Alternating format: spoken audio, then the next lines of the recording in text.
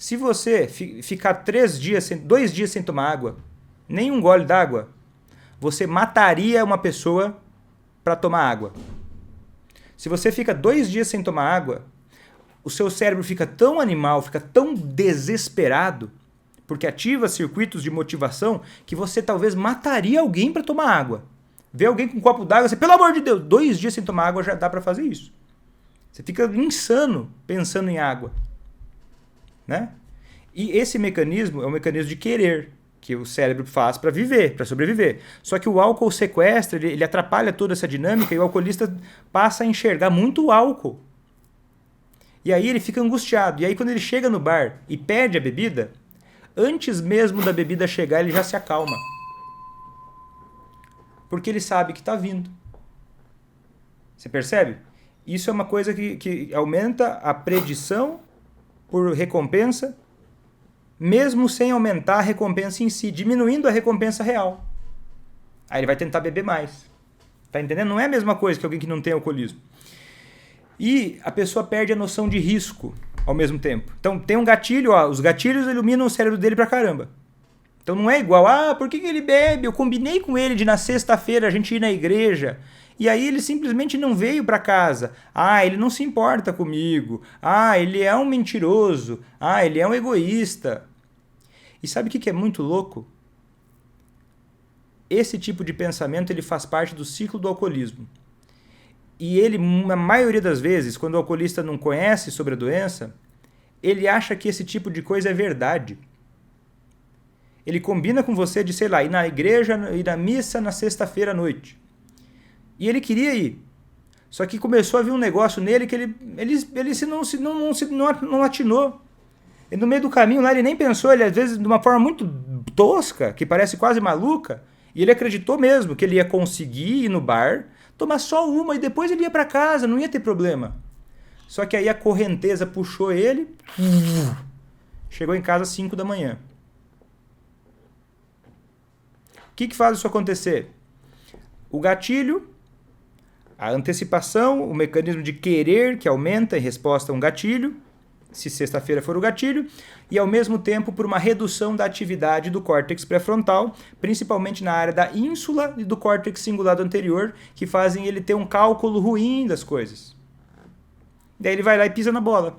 E aí você vai lá e fala, você é um sacana, hein? Combinei com você de ir lá no lugar, combinei da gente fazer um negócio lá, você não consegue ficar um dia sem beber pra gente fazer o que eu combinei? Você prometeu pra mim que você iria?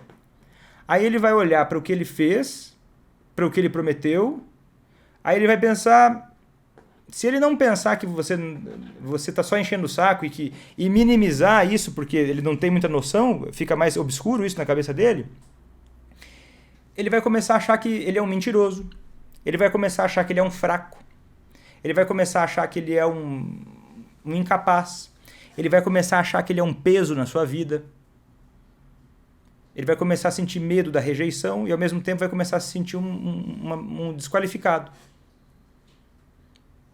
E olha que doideira.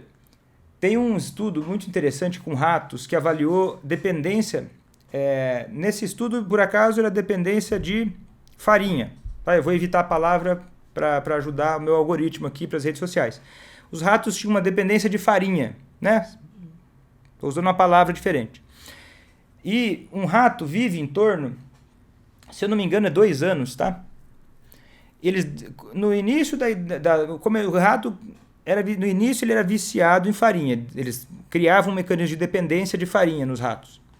E aí o rato passava a ficar 1 ano sem ter acesso à farinha, depois de já viciado em farinha. E aí, depois de 1 ano, eles criavam um mecanismo que estressava o rato. E eles pegaram os ratos, alguns deles só estressavam e alguns deles eram expostos à farinha.